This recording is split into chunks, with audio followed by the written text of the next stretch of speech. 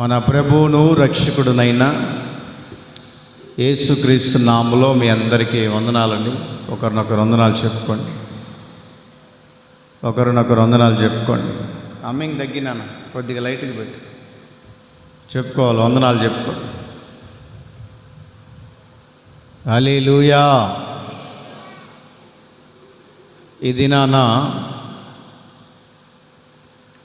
ఓ చక్కటి వాక్యాన్ని గుర్తు చేసుకుందాం. దావీదు కుటుంబము వర్ధిల్లటానికి గల కారణం ఏంటి?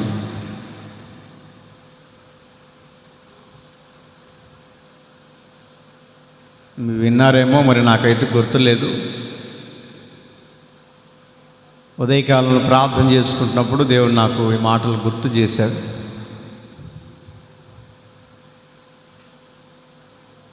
ఎందుకనో దేవుని ప్రేరేపణను బట్టి, దేవుని యొక్క ఆలోచనను బట్టి, దేవుని సన్నిధిలో ప్రార్థన చేసుకున్నప్పుడు దేవుడు నాకు ఇచ్చినటువంటి ఈ యొక్క ప్రేరేపణ. ఎలీషా అప్పుడప్పుడు కాస్త బయటికి వెళ్ళి వస్తూ ఉండు. ఈ పిల్లలు బయటికి పోయి ఆ బోరేసిన శుద్ధ ఇదే పౌడర్ అనుకుని ముఖాన్ని పూసుకుంటా ఉన్నారు. అద్దంలో చూస్తూ ఉన్నా వెనక. వాడు చూడు ఎట్టనోడు తెల్లగా తయారైంది. ఒకడు ఆడ ఈడ కాదు, ఆటో దగ్గర పౌడర్ అనుకొని పూసుకుంటా ఉన్నాడు.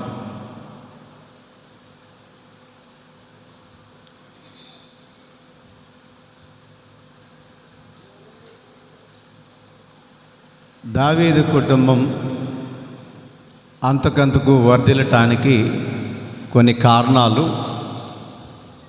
బైబిల్లో ఉన్నాయి. వాటిని చూపిస్తూ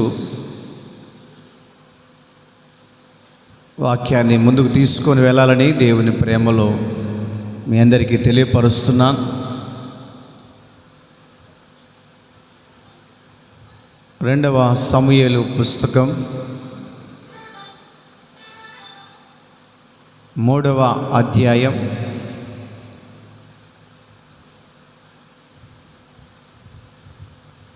1వ వాక్యం.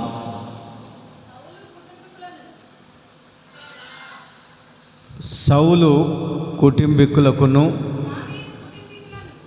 దావీదు కుటుంబీకులకును బహుకాలము యుద్ధం జరగగా దావీదు అంతకంతకు ప్రబలెను, సౌలు కుటుంబము అంతకంతకు నీరసిల్లెను. చాలా క్రీస్తునందు ప్రియ దేవుని బిడ్డలారా, ఇక్కడ ఇద్దరు వ్యక్తులు మనకు కనపడుతూ ఉన్నారు. మొదటి వ్యక్తి సౌలు, రెండవ వ్యక్తి. మొదటి వ్యక్తి ఎవరు చెప్పాలి, కొద్దిగా నోరు తెరిచి. రెండవ వ్యక్తి ఎవరు? దావీదు. వీరిద్దరికి మధ్యలో కొన్ని సంభవాలు కనపడుతూ వస్తూ ఉన్నాయి. ఇశ్రాయేలు ప్రజలని పరిపాలించటానికి మొట్టమొదటి రాజును సౌలుగా అభిషేకించాడు. ఆ సౌలు దీవెనకరంగా మార్చబడుతూ వస్తూ ఉన్నాడు. అంచెలంచెలుగా దీవించబడ్డాడు. ఎంత ఎత్తుకు ఎదిగాడో అంత ఎత్తు నుంచి నీరసిల్లటం ప్రారంభించాడు. పెద్దవాళ్ళు అంటూ ఉంటారు, ఎదిగే కొద్దీ ఏమై ఉండాలంట? చెప్పండి అమ్మ, కాస్త నోరు తెరిచి. ఎదిగే కొద్దీ చెప్పాలి, ఎదిగే కొద్దీ ఒదిగి ఉండాలి. ఎదిగే కొద్దీ ఒదిగి ఉండాలని పెద్దవాళ్ళు సామెత చెప్తూ ఉంటారు. మరి ఈ సామెత సౌలుకు తెలుసో తెలియదో నాకు తెలియదు, కానీ ఎదిగే కొద్దీ తన మనసులో అహంకారం అనేది స్టార్ట్ అయింది. నాకేమీ తక్కువ ఉంది, నాకేమీ అన్ని విధాలుగా సమృద్ధిగా ఉంది, నాకు అన్నీ ఉన్నాయి అని మనసులో గర్వించటం వలన దేవాతి దేవుడు చూసి తన గర్వాన్ని అణచటానికి ఉన్నవన్నీ పోగొట్టాడు, ఉన్నవన్నీ దూరం చేశాడు. సౌలు ముందుగా ఇశ్రాయేలు ప్రజల్ని పరిపాలిస్తే, సౌలు తర్వాత దావీదును దేవుడు ఎన్నుకొని సౌలు కంటే ఎక్కువగా దీవించబడినటువంటి వ్యక్తిగా ఈ గ్రంథములో లిఖితం చేయబడటానికి గల కారణం ఏంటంటే, దావీదులో కొన్ని మంచి లక్షణాలు దేవుడు చూశాడట. దావీదులో కొన్ని మంచి లక్షణాలు దేవుడు గమనించాడట. మరి సౌల్లో గమనించావు కదయ్యా అనంటే, సౌల్లో కొన్ని లక్షణాలు మాత్రమే నాకు కనపడ్డాయి, మిగతావన్నీ నాకు విరోధ భావాన్ని కలిగించేవిగా కనపడుతూ ఉన్నాయి, మిగతావి నన్ను అభ్యంతరపరిచేవిగా కనపడుతూ ఉన్నాయి, మిగతావి నాకు ఆటంకంగా అడ్డుగోడలుగా నాకు కనపడుతూ ఉన్నాయి. అందుకే సౌలు యొక్క సామ్రాజ్యాన్ని అంత మటుకు భూస్థాపితం చేశాను అని యెహోవా దేవుడు తన యొక్క రాజ్యస్థితిని, రాజ సింహాసనాన్ని దింపివేశాడు. కారణం ఏమిటి? ఈ రోజున సౌలును పక్కన పెడదాం, దావీదును కాస్త మనం గుర్తు చేసుకుందాం. మరలా ఆ మాటను చదవండి. సౌలు కుటుంబీకులకు, దావీదు కుటుంబీకులకును బహుకాలము యుద్ధము జరగగా దావీదు అంతకంతకు ప్రబలెను. చాలండి, అంతకంతకు ప్రబలెను. దావీదు అంతకంతకు ప్రబలెను. ప్రబలంటం అనే మాటకు అర్థం అంటే దీవించబడటం, స్టెప్ బై స్టెప్ ఎదగటము, ఆశీర్వదించబడటం అనే దానికి చిహ్నాలుగా కనపడుతూ ఉంటాయి. స్టెప్ బై స్టెప్ ఇతడు ప్రబలుతూ వచ్చాడు. దేనికి ఇతడు ఆశీర్వదించబడుతూ ఉన్నాడు? దేనికి ఈ వ్యక్తి దీవించబడ్డాడు? ఇతడు దీవించబడటానికి ఇతనిలో ఏమి లక్షణాలు ఆ దేవునికి కనపడ్డాయి? ఆ దేవుడు ఏ లక్షణాలు చూసి దావీదును ఆశీర్వదించాడు అనే ఈ 4 మాటలు చెప్పి నేను, అది ఎంత టైం అయినా కానీ, 3 అయినా కానీ, 2:30 అయినా కానీ ఉంటామన్నోళ్ళు గట్టిగా హల్లెలూయా చెప్పండి. వత్తదే దొంగ హల్లెలూయా. పైకే ఎప్పుడు ముగిత్తడా పై తాలింపేసుకొని తిందామా?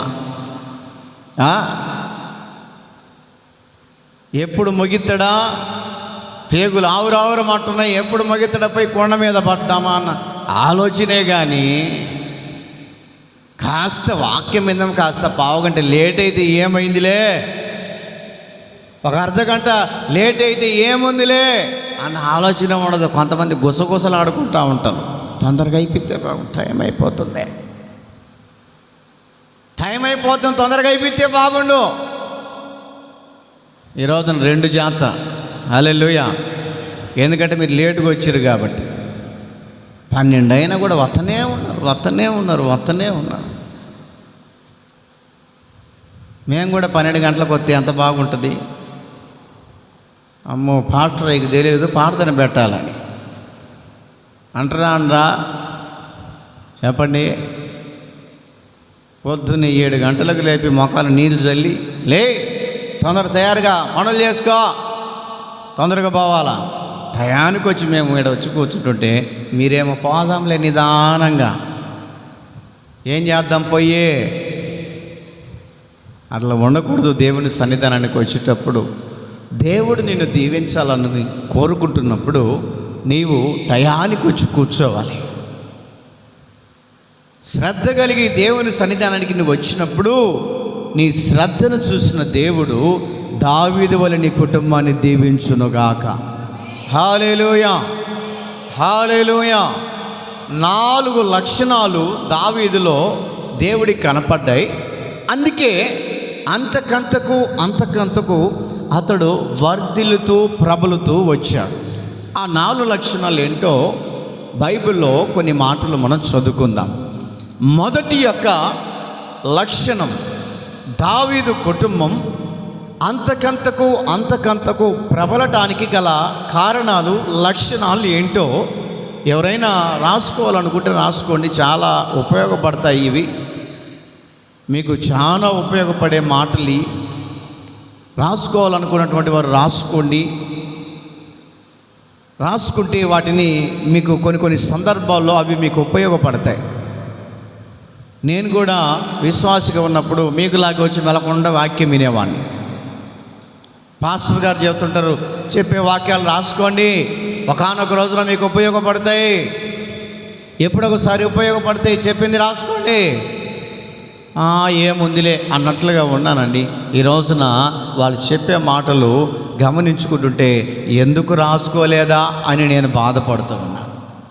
వాళ్ళు చెప్పిన మాటలు అదే రోజున రాసుకుని ఉంటే ఈ రోజున నా సంఘానికి ఉపయోగపడేవి కదా.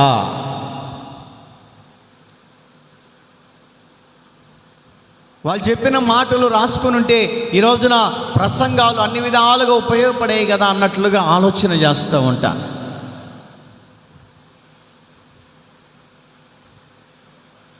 మొట్టమొదటి మాట, దావీదు కుటుంబము ప్రబలటానికి గల కారణం ఏంటంటే దావీదు పశ్చాత్తాపపు హృదయము కలిగిన వాడు. ఏ హృదయం కలిగిన వాడు? ఏ హృదయం కలిగిన వాడు? పశ్చాత్తాపపు హృదయం. పశ్చాత్తాపపు హృదయం. పశ్చాత్తాపపు హృదయం అంటే దేవుని మందిరానికి వచ్చి మనము చేసినటువంటి పొరపాట్లు. ఎఫెక్ట్ కూడా తగ్గినాను, రాత్రి పెట్టినట్టు పెట్టు, బాగుంది, రాత్రి పెట్టు. పశ్చాత్తాపపు హృదయం. పశ్చాత్తాపపు హృదయము ఎవరైతే కలిగి ఉంటారో, ఎవరైతే ఆ హృదయాన్ని ధరించుకుంటారో, దేవుడు దావీదును ఆశీర్వదించిన దేవుడు, దావీదును అంచెలంచెలుగా మెట్టుకు దీవించిన దేవుడు మనల్ని కూడా దేవుడు ఆశీర్వదించునుగాక. హల్లెలూయా. పశ్చాత్తాపపు హృదయం. పశ్చాత్తాపపు హృదయము ఎవరికి వస్తుందంటే, పశ్చాత్తాపపు మనస్సు ఎవరికి వస్తుందయ్యా అంటే దేవుని వాక్యముతోటి పట్టబడినటువంటి వారు. దేవుని వాక్యాన్ని విని దేవుని వాక్య ప్రకారం సరిచేసుకోవటానికి ప్రయత్నం చేసే వారికి పశ్చాత్తాపం కలుగుతుంది. దేవుని యొక్క వాక్యములో దేవుని సేవకుడు చెప్తున్నప్పుడు, దేవుని సేవకుడు వాక్యాన్ని బోధిస్తున్నప్పుడు, దేవుని సేవకుడు వాక్యము ద్వారా వివరిస్తున్నప్పుడు, దేవుని సేవకుడు కాస్త కఠినమైన కూడా ఏమన్నా నీలో ఒక పశ్చాత్తాపపు అనుభవము, మార్పు కలగటానికి దేవుని సేవకుడు మాట్లాడుతున్నప్పుడు నీకు తెలియకుండానే ఉన్నట్లుగా ఉండి కన్నీళ్ళు రాలిపోతూ ఉంటాయి. నీకు తెలియకుండానే కన్నీళ్ళు రాలిపోతూ ఉంటాయి. దాన్నే బైబిల్ భాషలో బాష్ప బిందువు అని అంటారు. ఏ బిందువు అంటారు? బాష్ప బిందువు. బాష్ప బిందువు అంటే ఇది ఆనందానికి చిహ్నంగా కనపడుతూ ఉంటాయి. ఒక మనిషి కండ్ల నుంచి దేవుని సన్నిధిలో ఉన్నప్పుడు నీళ్లు కారుతూ ఉంటాయి. ఆ నీటికి ప్రతిఫలమే ఒక సంతోషకరమైనటువంటి మార్గంగా గ్రహించాలి. నీలో ఒక పశ్చాత్తాపపు హృదయము కలుగుతున్నప్పుడు తెలియకుండానే నీ హృదయము రూపాంతరము చెందబడి, తెలియకుండానే నీలో ఒక దుఃఖమంతా తొలగిపోతూ, తెలియకుండానే నీలో ఉన్నటువంటి భారమంతా తీసివేయబడుతూ నీ హృదయము తేలికగా మార్చబడటానికి కొన్ని కారణాలు మనకు కనపడుతున్నాయి. దానినే ఒక పశ్చాత్తాపపు కన్నీళ్ళు. పశ్చాత్తాపము అంటే దేవుని సన్నిధిలో చేసినటువంటి తప్పిదాలను ఒప్పుకోవటం, చేసినటువంటి పొరపాట్లను ఒప్పుకోవటం, చేసినటువంటి నిందలను ఒప్పుకోవటం, చేసినటువంటి చిన్న చిన్న తప్పిదాలని దేవుని సన్నిధిలో పశ్చాత్తాపపు హృదయముతో నీవు కన్నీళ్లు విడుచుచు దేవుని పాదాలు ఎప్పుడైతే నీవు తడుపుతూ వస్తావో, నీ హృదయము నీళ్ళతో దేవుని సన్నిధిలో కుమ్మరిస్తావో, నీ హృదయం దేవునికి అర్పిస్తావో, నీ హృదయం దేవునికి అప్పగిస్తావో, నీ గుండెల్లో ఉన్నటువంటి బరువు ఎప్పుడైతే తొలగించమని, నీ గుండెలో ఉన్నటువంటి భారం ఎప్పుడైతే తొలగించమని, నీ గుండెలో ఉన్నటువంటి ఆవేదన ఎప్పుడైతే తొలగించమని దేవుని సన్నిధిలో పశ్చాత్తాపడతావో, నీ పశ్చాత్తాపకు ఆ పశ్చాత్తాపపు కన్నీళ్ళకే ఒక ఆనకట్ట వేయబడటానికి గల కారణం ఏంటంటే, దేవుని సన్నిధిలోనికి వచ్చిన మనమట ఒక దుఃఖముతో కూడినటువంటి పశ్చాత్తాపపు కన్నీళ్ళు, పశ్చాత్తాపపు హృదయం, తెలియకుండానే ఎవరు ఏమనకుండానే ఉన్నట్లుగా ఉండి దేవుని సన్నిధికి రాంగాన్ని కళ్ళు మూసుకున్న వెంటనే పట కారిపోతూ ఉంటాయండి. నేను కొంతమందిని ఆరాధనలో గమనిస్తూ ఉంటాను. బహు దుఃఖముతో ఏడుస్తూ కన్నీళ్లు గారుస్తూ వారి బాధలన్నీ దేవునికి చెప్పుకుంటున్నటువంటి ఆ సందర్భాన్ని నేను గమనిస్తూ ఉంటాను. కొంతమందిని దుఃఖమంతా పోయేటట్లుగా బలమంతా కూడగట్టుకొని దేవుని సన్నిధిలో కన్నీళ్లు విడిస్తే దేవుడు చూస్తాడు అని, కన్నీళ్లు కారుస్తే దేవుడు నా కన్నీటకు ప్రతీకారము దయచేస్తాడన్నటువంటి గురితోటి మనం ఏం చేయాలంటే దేవుని సన్నిధిలో పశ్చాత్తాపపు కన్నీళ్లతోటి దేవుని సన్నిధిలో ఆయన పాదాలు తడిపే వారిగా కనపడాలి. హల్లెలూయా. దావీదు చేసినటువంటి మొట్టమొదటి విధానం ఏంటంటే, దేవుడికి నచ్చిన విధానం ఏంటంటే, దావీదట పశ్చాత్తాపపు హృదయము కలిగిన వాడిగా దేవునికి ఇష్టపడ్డాడండి. చదవండి కీర్తనల గ్రంథంలో 51వ కీర్తన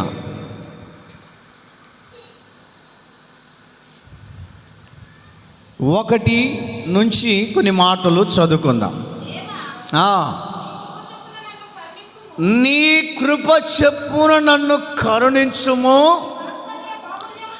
నీ వాత్సల్య బాహువు చెప్పున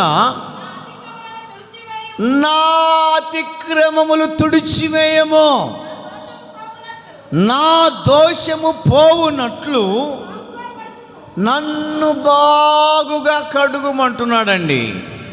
అంటే ఇతనికి ఏం దుఃఖం వచ్చింది, ఏ కన్నీళ్ళతో బాధపడుతున్నాడు, ఏ కన్నీళ్ళ మధ్యలో కృంగిపోతున్నాడు, ఏ వేదనలో కృంగిపోతున్నాడు, అంత పెద్ద కష్టం ఇతనికి ఎందుకు వచ్చింది?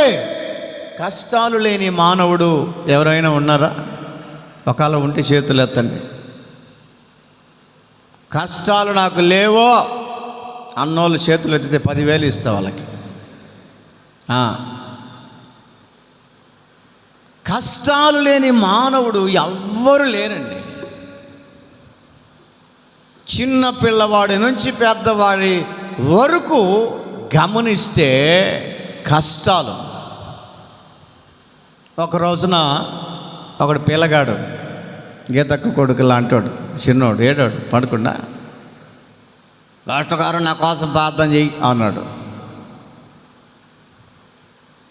వచ్చి రాని మాటలు, ఏమని చేయాలరా అన్న. కష్టాలు వచ్చినాయండి అని అన్నాడు. నీకేం కష్టాలు రా? పొద్దునే మీ అమ్మ 10 రూపాయలు ఇస్తుందిగా కొనుక్కోవటానికే.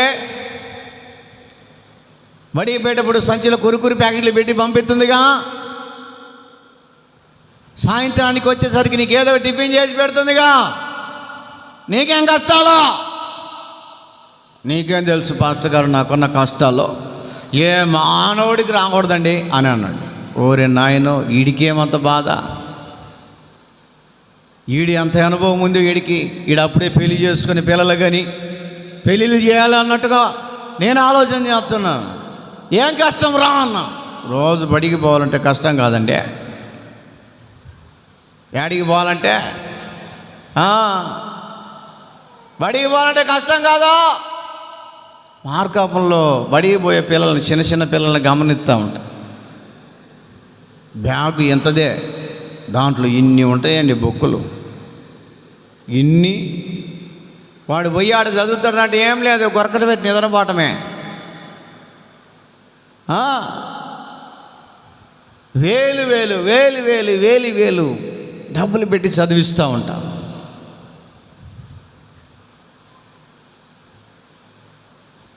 దాదాపు ఆ బుక్స్ అని చూస్తే 5 కేజీలు ఉంటాయి. వాడు ఉంది ఏమో 4 కేజీలే. మంచిదే, చదివేయాలి పిల్లల్ని. రాబోయే దినాల్లో ఏమండి మంచి ఉద్యోగాలు చేయాలి. రాబోయే దినాల్లో ఉన్నతమైన భవిష్యత్తును సంపాదించుకోవాలి. ఒక క్రైస్తవుడు రాబోయే దినాల్లో ఒక మంచి వ్యక్తిగా మార్చబడితే అంతకు మించిన సంతోషము ఈ భూమి మీద లేదండి. హల్లెలూయా, హల్లెలూయా. ఆ బుడ్డోడు అంటున్న మాట ఏంటంటే, నీకేం తెలుసండి, రోజు బడికి పోవాలంటే నా వల్ల కావట్లేదు. మిమ్మల్ని లేపి మీకేమేమి కష్టాలు ఉన్నాయంటే ఏమండి 1 నుంచి 100 దాకా చెబుతారు. ఈయన అంత ఓపిక నాకు లేదు. మీరు అడగొచ్చు, పాస్టర్ గారు నీకున్నాయా అంటే నాకెందుకు ఉండవు? కష్టాలు లేని మానవుడు ఈ భూమి మీద ఎవరు లేరు. కానీ మనకు ఎన్ని కష్టాలున్నా, ఎన్ని బాధలున్నా కూడా ఆ కష్టాలు తొలగించే యేసయ్య దగ్గరికి వచ్చి నీవు పశ్చాత్తాపపడగలిగితే నీకున్నటువంటి కష్టాలన్నిటినీ నా దేవుడు తొలగించునుగాక. హల్లెలూయా. ఇక్కడ దావీదుని గమనిస్తూ ఉంటే ఒక చక్కటి ప్రార్థన చేస్తూ ఉన్నాడు. ఒక చక్కటి ప్రార్థన ధూపం దేవుని దగ్గర పడుతున్నాడు.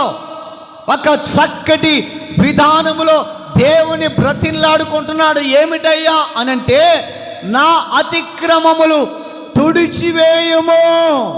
అంటే ఈ వ్యక్తి అతిక్రమాలు చేశాడు అని అర్థం. ఇతడు అతిక్రమాలతో నింపబడ్డాడు అని అర్థం. అతిక్రమాల మధ్యలో నడిపించబడుతూ ఆ అతిక్రమాలు అతన్ని పైకి రానివ్వక, దీవెనకరమైన మార్గంలోనికి రానివ్వక, ఆ ఆటంకాల మధ్యలో, శోధనల మధ్యలో, ప్రార్థన వెళ్ళటానికి అడ్డుగా ఉంటున్నటువంటి పరిస్థితుల మధ్యలో, అతిక్రమాల మధ్యలో మునిగిపోయి లేవలేక తేలలేక దేవుని సన్నిధిలో ప్రార్థన చేస్తూ ఉన్నాడు. దేవుని సన్నిధిలో మొరపెడుతున్నాడు. దేవుని సన్నిధిలో ప్రార్థన ధూపాన్ని వేస్తున్నాడు. అయ్యా, నా యొక్క దోషములు, నా అతిక్రమములు తుడిచివేయి, నా అతిక్రమాలు నీవు తీసివేయి, అతిక్రమాలను నీవు కట్టివేయి, నాలో ఒక ప్రశాంతమైన హృదయాన్ని కలిగించు అని దావీదు దేవుని సన్నిధిలో మొరపెడుతూ ఉన్నాడంట. దేవుని సన్నిధిలో మొరపెడుతున్నటువంటి మొరను ఎవరు విన్నారంటే, పరలోకమందున్నటువంటి దేవుడు దావీదు ప్రార్థన ఆలకించాడంట. ఓహో, దావీదు తన యొక్క స్థితి అంతా నాకు చెప్పుకుంటున్నాడు.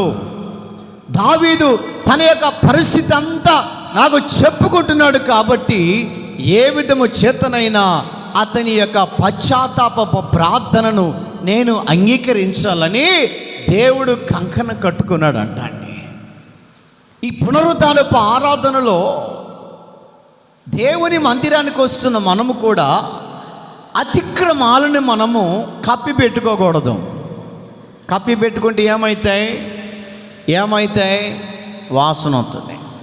ఈరోజు కూర చేసుకున్నావు, ముక్కల కూర, రేపు పొద్దున్న తిందాంలే, రేపు పొద్దునకి టేస్ట్ వస్తుందిలే అని నువ్వు దాచిపెట్టుకొని మూత పెట్టి అట్టనే ఉంచినావు అనుకో, పొద్దునకి మంచి వాసన వస్తుంది, సెంటు వాసన. మురిగిపోయిన గబ్బు, మురిగిపోయిన వాసన. మన యొక్క జీవితాల్లో కూడా అతిక్రమాలను మనము మనస్సులో పెట్టుకొని ఎంత ఆరాధన చేసినా కూడా ఆరాధన సఫలం కాదు. ఆరాధన సఫలం పొరపాటునే కాదు. మనం ఎంత దుఃఖించినా కూడా ఆ దుఃఖము పొరపాటునే పోదు. మనము ఎంత ప్రలాపించినా కూడా ప్రలాపించినా ఆ ప్రలాపనకు జవాబు రాదు. ఎందుకంటే మన అతిక్రమాలను దేవుని సన్నిధిలో కప్పిపుచ్చుకొనక, దేవుని సన్నిధిలో ఎప్పుడైతే మనము ఆయన సన్నిధిలో కొమ్మరించుకొని క్షమించబడే గుణాన్ని ఎప్పుడైతే మనము దేవుని సన్నిధిలో కనపడతామో అప్పుడే మనం ఆరాధన చేస్తున్న దేవుడు ఏం చేస్తాడంటే మన అతిక్రమాలన్నిటినీ నా దేవుడు క్షమించునుగాక. అందుకే ప్రభు బలారాధనకు ముందుగా శనివారం దినాన ప్రార్థనలు ఎక్కువ చేపిస్తామంట. మన పొరపాట్లు ఏంటో మానవులం కాబట్టి కొన్నిసార్లు మాట ద్వారా తప్పిదాలు చేస్తుంటాం. మానవులు కాబట్టి చూపు ద్వారా తప్పిదాలు చేస్తుంటాం. మానవులు కాబట్టి నడవడిక ద్వారా తప్పిదాలు చేస్తుంటాం. దేవుని సన్నిధిలో ఒప్పుకోనండి, దేవుని సన్నిధిలో ఒప్పుకోనండి.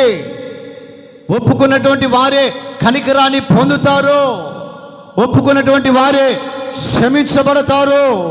ఒప్పుకున్న వారే దేవుని సన్నిధిలో దీనులుగా మార్చబడతారని ఒక శుద్ధీకరణతో కూడినటువంటి ప్రార్థన ఎందుకు ఏర్పాటు చేస్తామంటే, అందుకే రేపు ఉదయం కల్లా నీలో ఉన్న అతిక్రమాలు, పాపాలు, శోధనలు, ఇరుకు ఇబ్బందులు, దేవునికి అసభ్యముగా విరోధమైన కార్యాలు మనం ఎప్పుడైతే శనివారం రాత్రే వాటన్నిటిని దేవుని సన్నిధిలో ఒప్పుకొని వాటన్నిటిని ఎప్పుడైతే మనం విడిచిపెడతామో మరుసటి ప్రభు బలారాధన కల్లా ఉదయం కల్లా దేవుడు నీ హృదయంలో ఒక ప్రేరేపణ కలిగి చేస్తాడు. ఏంటో తెలుసా? ఇదిగో ఈరోజు నువ్వు బలారాధన తీసుకో. ఎందుకో నీ బలారాధన తీసుకో. నీ మనస్సు నిన్నే తడుతూ ఉంటుంది. ఈరోజు నువ్వు బలారాధన తీసుకో. ఈరోజున ప్రభు బలలో చేయి వేయి. ఈరోజున ప్రభు రక్త మాంసములో పాలు పంపులు పొందు.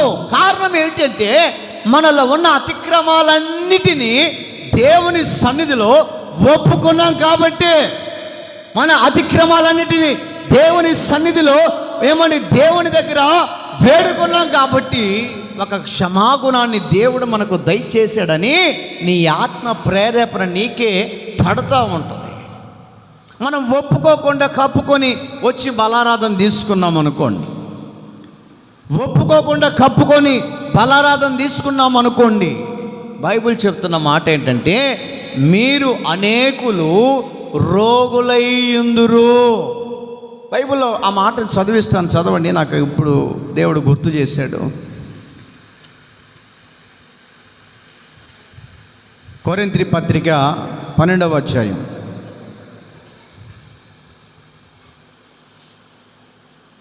11వ అధ్యాయం. కొరింథీ మొదటి పత్రిక 11వ అధ్యాయం 28, 29 చదువుమా.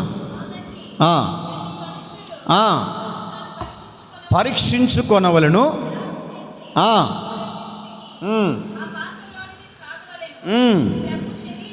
ప్రభు శరీరమని వివేచింపక తిని త్రాగువాడు ఏం కలుగుతుంది అంటండి?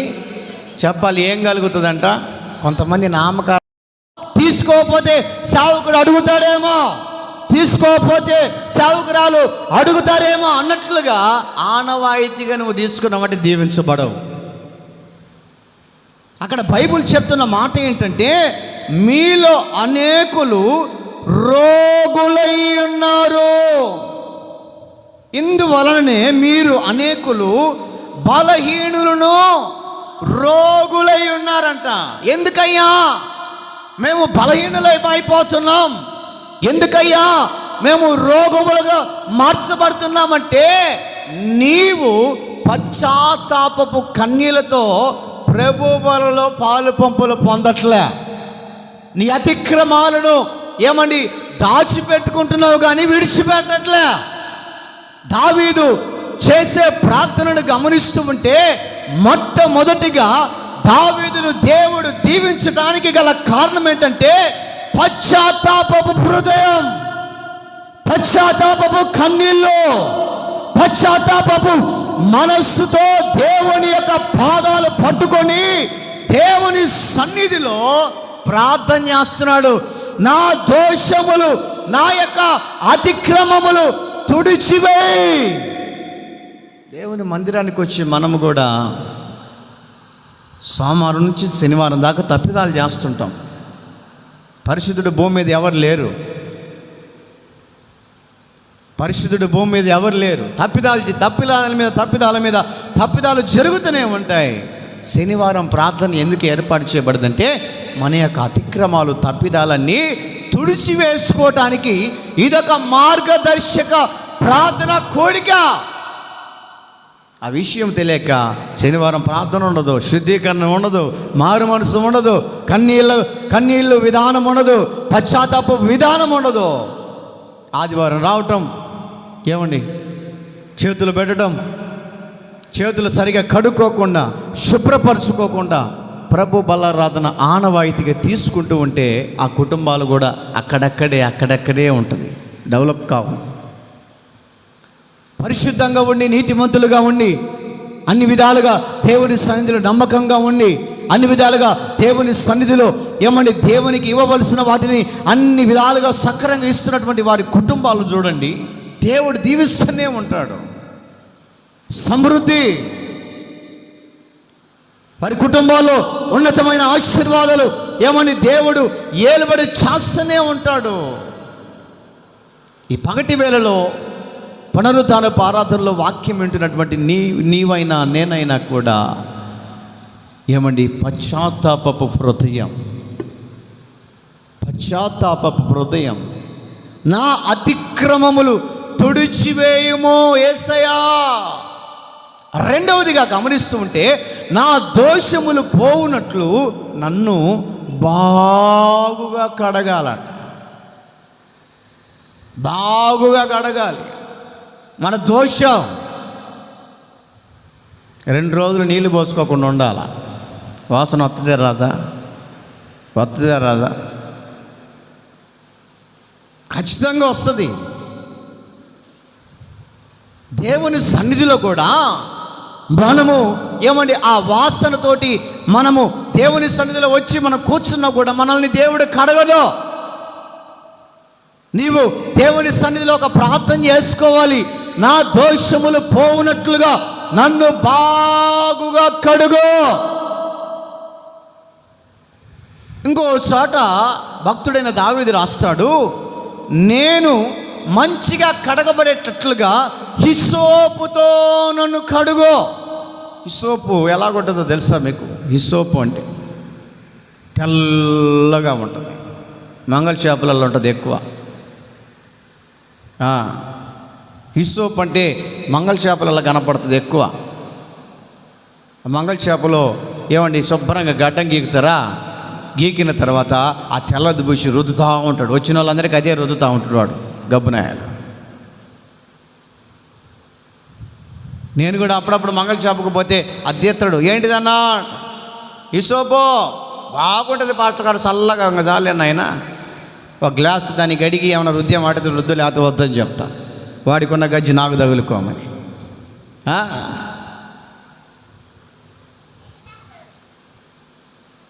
హిసోపుతో నన్ను కడుగు. దేనికి దావీదు ఇంత ప్రార్థన చేస్తున్నాడు?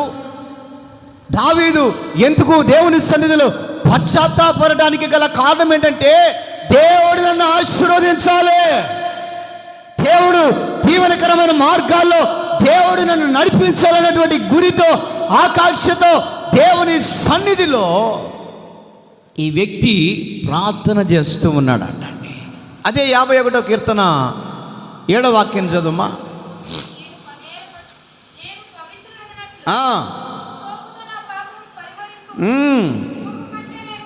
హిమము కంటే నన్ను తెల్లగా ఉండునట్లు నీవు నన్ను కడుగుము.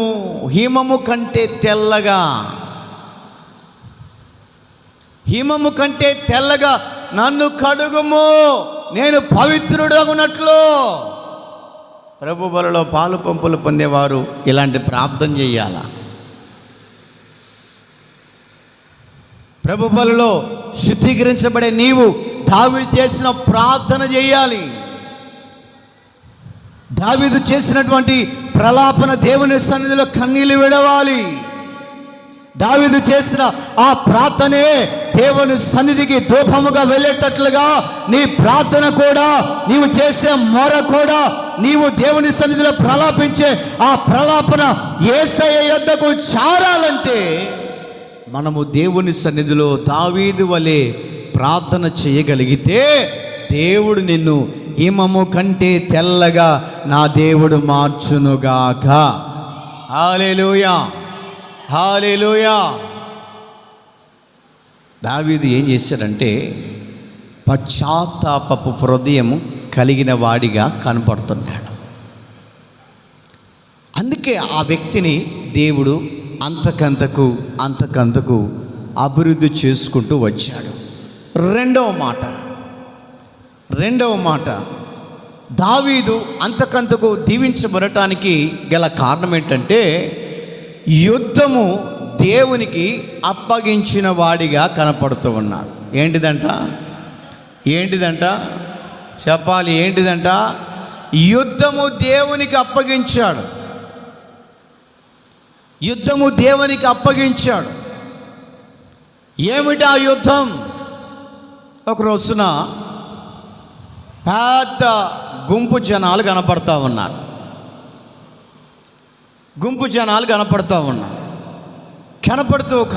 కనపడుతూ ఉంటే ఈ యొక్క దావీదు ఆ జనాలందరినీ చూశాడు.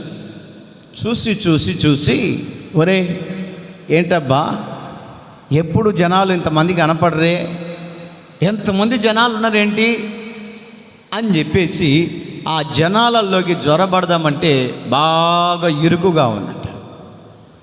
ఇతడు చూద్దామంటేనా పొట్టివాడు, జనాలలోకి వెళ్దామంటేనా ఏమండి భయంకరమైనటువంటి ఇరుకో. చూశాడు అటు ఇటు ఎలాగొక అలాగా ఏమండి దోవ చూసుకొని చిన్నగా లోపల జ్వరపడ్డాడు. జ్వరపడి నిలబడి చూస్తుంటే ఒక వ్యక్తిట 6 మూరల జానడు. 6 మూరల జానడు అంటే ఇంకా మామూలుగా ఉన్నాడు ఆ వ్యక్తి. బలశాలి. అతడు కేకలేస్తూ ఉన్నాడు, మీలో ఎవడైనా నన్ను జయిస్తాడా? నన్ను జయించగలిగినటువంటి మగాడు ఎవడైనా ఉన్నాడా అని పెద్ద కేకలేస్తున్నాడు, రంకెలేస్తున్నాడు. బైబిల్లో రాయబడినటువంటి మాటను గమనిస్తూ ఉంటే రాజుతో సహాట అందరు భయపడిపోతా ఉన్నారంట. అందరూ సర్కస్లో ఒక మనిషిని చూసినట్టు చూస్తున్నారు, కానీ ఎవరు ముందుకు పోవట్లే, ఎవరు ముందుకు నడిపించబడట్లే. రాజుతో సహా కూడా భయాక్రాంతుడిగా మార్చబడి, వామ్మో వీని జయించాలంటే నా వల్లే అడుగుతుంది, నా వల్ల కాదు అని ఒక టాస్క్ పెట్టాడు. వీడిని జయించడానికి నా వల్ల కాదు,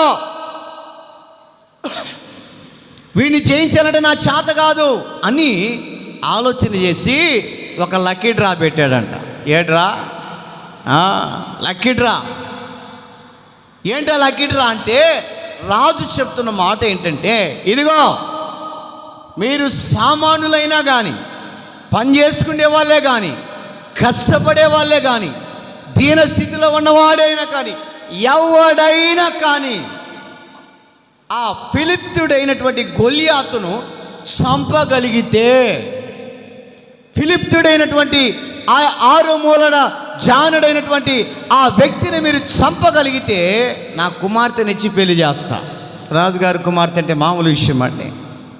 ఏమండి, ఎంత డబ్బు ఉంటుందో, ఐశ్వర్యవంతుడో, ఏమండి, రాజుగారి మాటే శాసనం,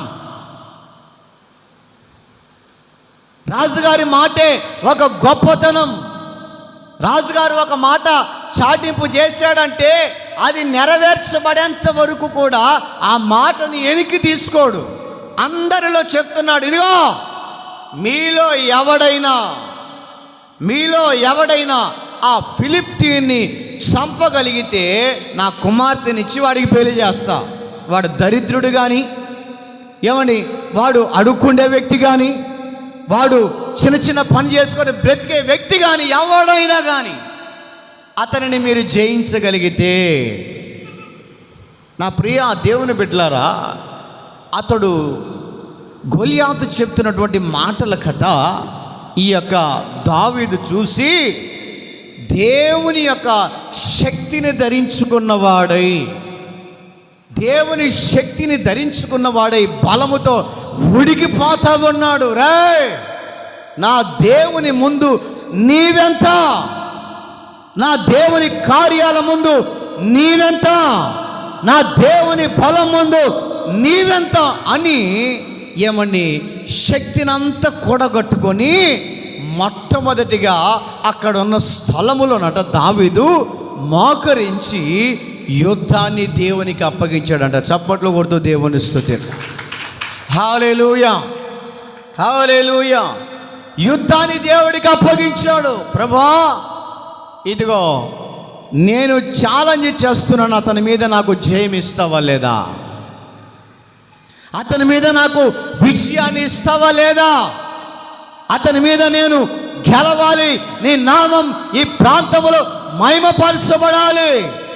ఈ ప్రాంతములో నేనంటే ఎవరికి తెలియదు, దావీదంటే గొర్రెలు కాసుకునేవాడు మాత్రమేనని తెలుసు, కానీ ఈ యుద్ధములో నా పక్షాన నీవు యుద్ధము చేసి గెలిపించగలిగితే మొట్టమొదటిగా నీ నామమే మహిమపరచబడుతుందని ఆ ప్రజలందరి ఎదుట మోకరించి దేవుని సన్నిధిలో యుద్ధాన్ని అంట దేవునికి అప్పగించిన వాడిగా కనపడుతూ ఉన్నాడు. హల్లెలూయా, హల్లెలూయా.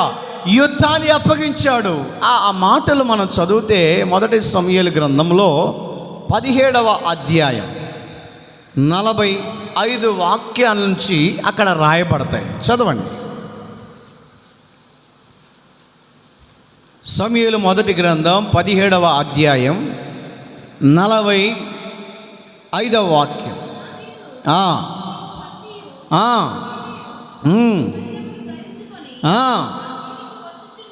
నా మీదికి వచ్చుచున్నావు,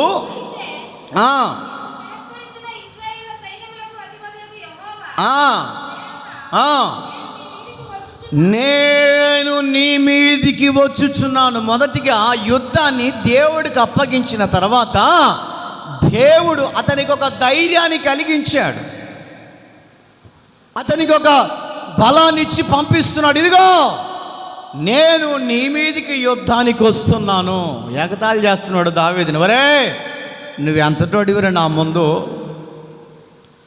నా చేతిలో పట్టుకొని నేను ఇలా పిసికేస్తే పిట్ట పిల్ల చచ్చిపోయినట్టు చచ్చిపోతావు. దావీదు నవ్వుతా ఉన్నాడు. దావీదు నవ్వుతా ఉంటే వీడికి ఏం అర్థం కావట్లేదు. ఏంట్రా నాయన, నేను ఇంత బలాఢ్యుణ్ణి, ఇంత ధైర్యశాలిని, నా మీద గెలిచే మగాడి ఈ ప్రాంతంలో లేడు, నీవెవడి చచ్చిపోతావు. దావీదు అంటాడు, ఇదిగో నా దేవుని యొక్క పేరట నేను ముందుకు వస్తూ ఉన్నాను. నా దేవుని పేరట నేను నీకు ముందుగా వెళుతూ ఉన్నాను. నా దేవుని పేరట నీ దగ్గరికి నేను వస్తున్నాను. యుద్ధము యెహోవాదే, యుద్ధము యెహోవాదే, యుద్ధము యెహోవాదే. జయము కలుగును గాక, జయము కలుగును గాక, జయము కలుగును గాక అని కేకలు వేస్తూ గొలియాతు మీదికి వెళ్ళాడంట. వెళ్ళక మునిపే అతని మీద అమాంతంగా కమరబడి తన మెడను నరికి సౌలు దగ్గరికి తీసుకుని వస్తున్నాడంట. గట్టిగా చప్పట్లు కొడుతూ దేవుని స్తుతిద్దాం.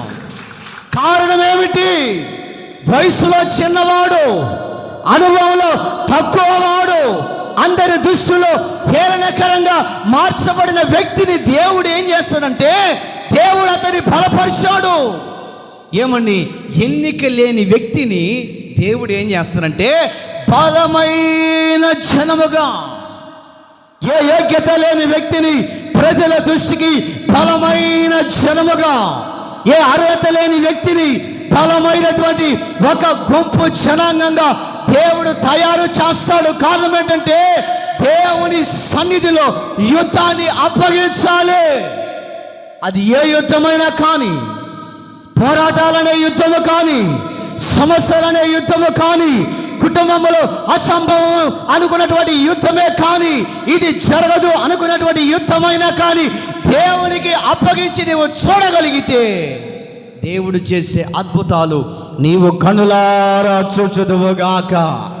హల్లెలూయా, హల్లెలూయా. కారణం ఏమిటి అంటే దావీదు యుద్ధాన్ని దేవునికి అప్పగించిన వ్యక్తిగా కనపడుతూ ఉన్నాడండి. యుద్ధాన్ని దేవుడికి అప్పగించాడు. ఈ యొక్క పునరుత్థానపు ఆరాధనలో నీకు ఎదురయ్యే ఏ యుద్ధమైనా కానీ మొట్టమొదటిగా దేవునికి అప్పగించి ముందడుగి, నా దేవుడు నీవు చేస్తున్న ప్రార్థనను ఆలకించి నీకు జయాన్ని కలిగించునుగాక. హల్లెలూయా. మొట్టమొదటిగా చెప్పాను, దావీదు పశ్చాత్తాపపు హృదయం కలిగిన వాడిగా కనపడ్డాడు. అందుకే దేవుడు దీవించాడు. రెండవదిగా దావీదును దేవుడు అంచెలంచెలుగా దీవించబడటానికి దావీదు చేసిన పని ఏంటంటే యుద్ధాన్ని దేవునికి అప్పగించాడు. మూడవదిగా గమనిస్తూ ఉంటే దావీదట స్తుతి కీర్తనలతో దేవుని ఆరాధించే వ్యక్తిగా కనపడుతున్నాడు. హల్లెలూయా, హల్లెలూయా. స్తుతి స్తోత్రాలతో దేవుని స్తుతించే వ్యక్తిగా. స్తుతి స్తోత్రాలంటే దేవుని మందిరానికి వచ్చిన మనము దేవుని ఆరాధన చేసే వ్యక్తులుగా ఉండాలి. అందుకనే 135వ కీర్తన 1వ వాక్యంలో గమనిస్తూ ఉంటే యెహోవా నామాన్ని స్తుతించుడి. ఎక్కడ అంటే దేవుని నామం ఎక్కడ ఉంటుంది అంటే దేవుని మందిరములో. దేవుని నామం ఎక్కడ ప్రచురణ చేయబడుతుందంటే దేవుని మందిరంలో. చదువు మా మాట 135వ కీర్తన 1వ వాక్యం. యెహోవాను స్తుతించుడి, యెహోవా నామమును స్తుతించుడి, యెహోవా సేవకులారా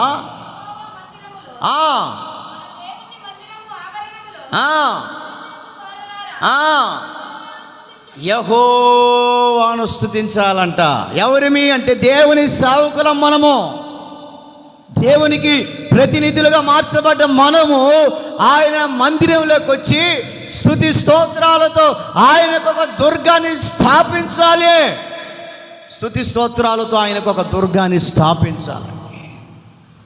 నీవు చేసే స్తుతుల మీద ఆయన ఆసీనుడై ఉంటాడు.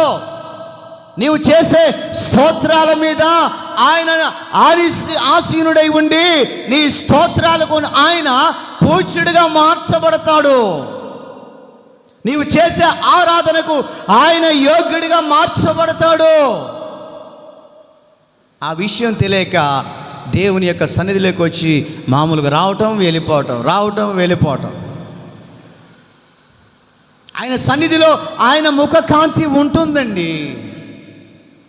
ఆయన సన్నిధిలో ఆయన మాట్లాడతాడు. ఆయన సన్నిధానానికి వచ్చిన వారి జీవితాలలో సంతోషముతో తిరిగి ఇంటికి పంపించగలడు. కారణం ఏంటంటే ఆయన స్తుతించే ప్రజల యొక్క మనస్సులు ఆయన్ను ఆరాధన చేయాలి. దావీదు స్తుతి స్తోత్రాలతో ఒక దుర్గాన్ని స్థాపించాడంట. స్తుతి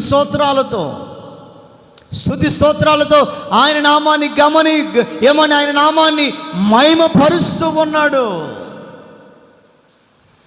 ఈ పునరుత్థాన ఆరాధనలో మందిరానికి వచ్చిన నీవు కూడా దేవుణ్ణి స్తుతించగలుగుతున్నావా? స్తుతించే వారిని చూసి ఏలనకరంగా మాట్లాడుతున్నావా? ఆరాధనలో నీలమై భాషలతో మాట్లాడుతున్న వారిని చూసి హేళనకరంగా మాట్లాడుతున్నావేమో. దావీదు వలె దీవించబడటానికి గల కారణాలు ఏంటో తెలుసా?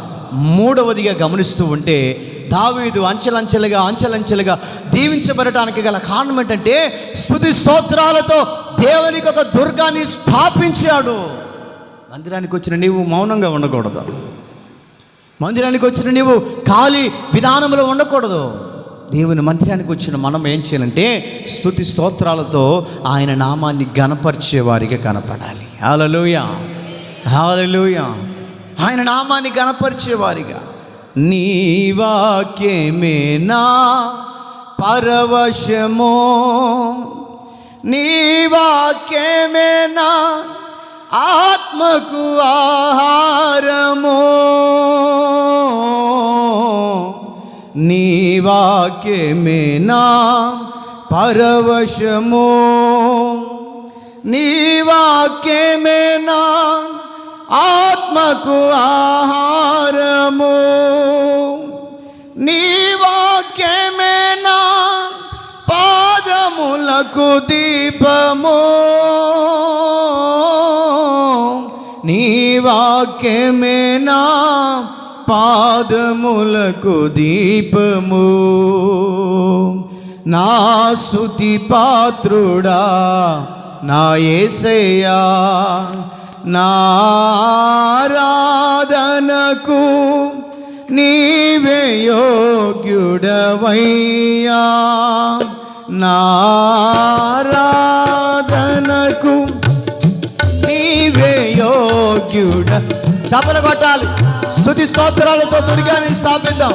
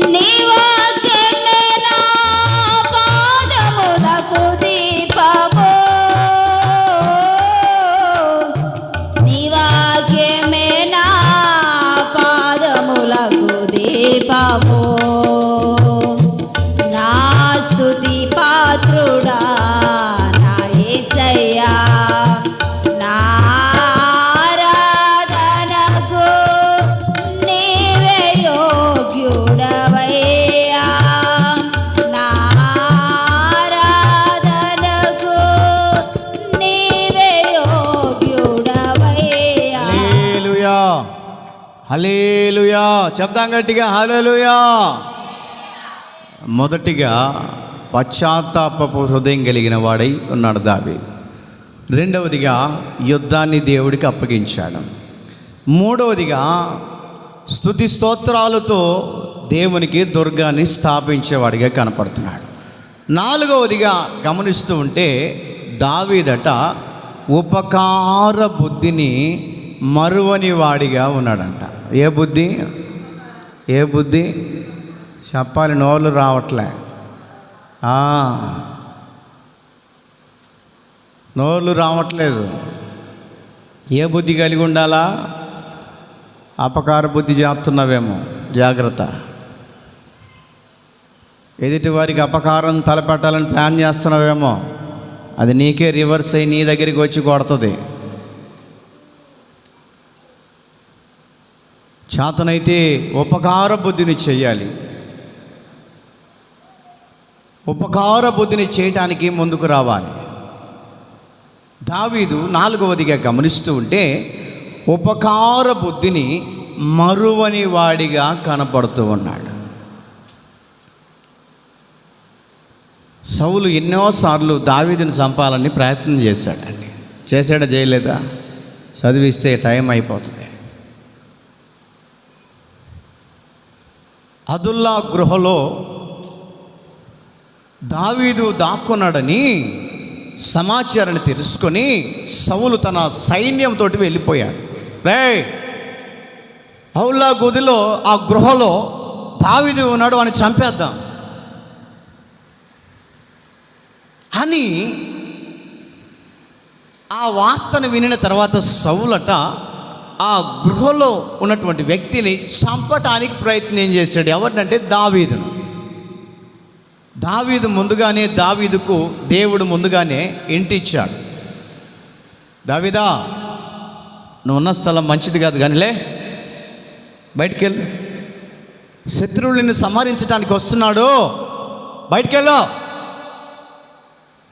అని చెప్పేసి దేవుడు ఒక ఆలోచన ఇస్తే మరుక్షణాన్ని ఆ గృహంలో నుంచి బయటకు వచ్చేసి కాస్త దూరంగా ఉన్నాడు.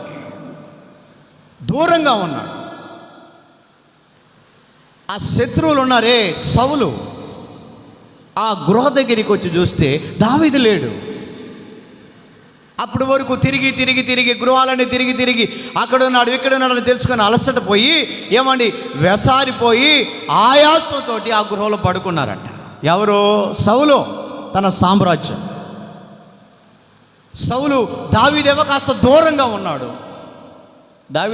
దావీదుతో దేవుడు మాట్లాడుతున్నాడు, ఇదిగో దావీదా, నిన్ను చంపాలని, నీ ప్రాణాన్ని తీయాలని ఎదురు చూస్తున్నటువంటి సౌలు ఆ గృహలో ఉన్నాడు, కానీ వెళ్ళి అతను చంపేసే. దేవుడు పర్మిషన్ ఇచ్చాడండి. చంపేసే, ఇంతగా నిన్ను ఇబ్బంది పెడుతుంటే నేను వారవలేకపోతున్నాను, కానీ చంపేసే. దావీదు దగ్గరికి వెళ్ళాడండి. దగ్గరికి వెళ్ళి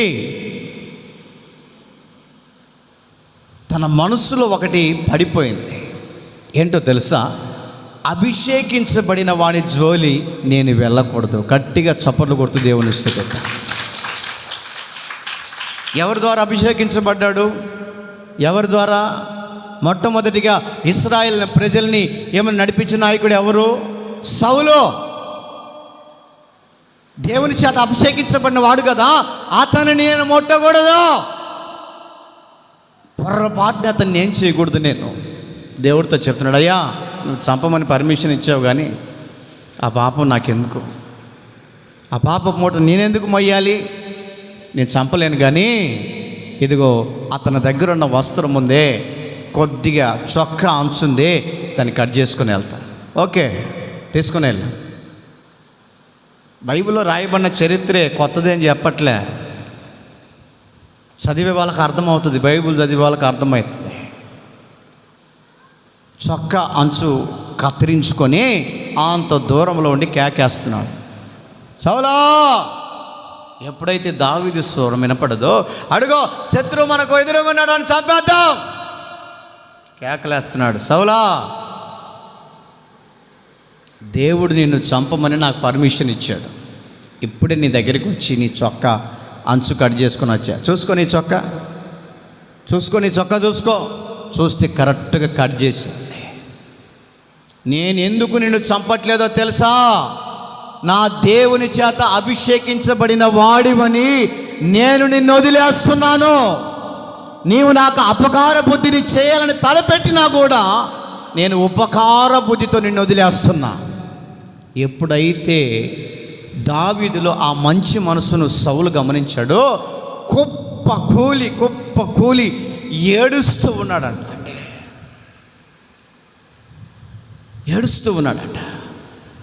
మరొక ప్రాంతానికి వెళ్ళాడు. మరొక ప్రాంతంలోకి వెళితే సౌలు గురించిన సమాచారాన్ని కనుక్కుంటే, సౌలు కుటుంబంలో ఎవరైనా బంధువులు ఉన్నారేమో కనుక్కో. సౌలు కుటుంబంలో ఎవరైనా చుట్టాలు ఉన్నారేమో కనుక్కో. ఎందుకయ్యా నీకు అపకారాన్ని ఆ వ్యక్తిని వెంటనే పిలిపించండి అని చెప్పేసి సౌలు మనమడైనటువంటి మెఫీబోషెతును పిలిచి, ఏమండి ఇదిగో మీ జేజనాయన నాకు అపకార బుద్ధిని తలపెట్టినా కూడా నేను నీకు ఉపకారము చేయటానికి ప్రయత్నం చేస్తాను. నీవు ఎంతకాలము బ్రతికుంటావో, నీవు ఎంతకాలము భూమి మీద ఊపిరితో ఉంటావో అంతకాలము నీవు నా దగ్గరే పడి ఉండు. చప్పర కొడుతూ దేవుని స్తుతిద్దా.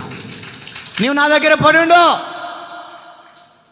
అప్పుడు అడుగుతున్నాడు మెఫీబోషెతు, అయ్యా మా జేజనాన్ని నిన్ను చంపాలని తలపెట్టినా కూడా ఎందుకు నా మీద నీకు ప్రేమ? అదే అండి, దేవుడు దావీదును అంచెలంచెలుగా దీవించటానికి ఈ యొక్క కారణాలుగా కనపడుతూ వస్తూ ఉన్నాయి. నీకెవరైనా అపకార బుద్ధి చేస్తే నువ్వు చేయి మాకు. వారి అపకార బుద్ధి వారికాన్నే ఉండనివ్వండి. అపకారానికి ఏమని ప్రతీకారం నీవు తీర్చుకో మాకు. దేవునికి అప్పగించు. దేవుడికి అప్పగించి నువ్వే చూసుకో ప్రభా, నాకు అపకారం చేయాలని తలపెడుతున్న వారిని నీవే అణిచివేయి, వారి నోరు మోపించు, వారు క్షమించు అని ఎప్పుడైతే నీవు ప్రార్థన చేయగలుగుతావో దావీదును ఆశీర్వదించిన దేవుడు నిన్ను ఆశీర్వదించునుగాక, ఆశీర్వదించునుగాక. దావీదు కుటుంబం వర్ధిల్లటానికి గల కారణాలు 4 చెప్పాను. మొట్టమొదటిది ఏంటిది చెప్పాలా? నోరు చెప్పాలా? నీకు పాఠమైందో అర్థమైందో కాలేదో నాకు అర్థం కావాలగా. నీకు పాఠం అర్థమైందో కాలేదో నాకు అర్థం కావాలంటే నువ్వేం చేయాలా? నోరు తెరిచి చెప్పాలా. దావీదు దీవించబడటానికి గల కారణం ఏంటి? మొట్టమొదటిది పశ్చాత్తాపపు హృదయం కలిగిన వాడు. దావీదు దీవించబడటానికి రెండవ కారణం ఏంటి? యుద్ధాన్ని దేవునికి అప్పగించిన వాడు. దావీదు దీవించబడటానికి మూడవ కారణం ఏంటి అంటే దేవుణ్ణి స్తుతి స్తోత్రాలతో దుర్గాన్ని స్థాపించిన వాడిగా కనపడుతున్నాడు. దావీదు దీవించబడటానికి 4వ కారణం ఏమిటి అని అంటే ఉపకార బుద్ధిని మరువని వాడిగా ఉన్నాడు. ఇప్పుడు అర్థమైంది, మీకు అర్థమైంది అని. హల్లెలూయా, హల్లెలూయా. ఆ వాక్యం అర్థమవుతుంది అని అర్థమైంది నాకు. దేవుని సన్నిధిలో ఉపకార బుద్ధిని చేయడానికి ప్రయత్నం చేద్దాం. నీ ఉపకారం చేయకపోయినా అపకారం చేయొద్దు. దేవుడు దావీదును అంచెలంచెలుగా దీవించబడటానికి కారణాలు ఇవే. పునరుద్ధానపు ఆరాధనలో చేరి వచ్చిన నీ జీవితంలో కూడా దావీదు వలె దీవించబడాలని కోరిక ఉన్నటువంటి వారు తలలు వంచండి, కళ్ళు మూయండి, ప్రార్థన చేసుకుందాం. తలలు వంచండి, కళ్ళు మూయండి, ప్రార్థన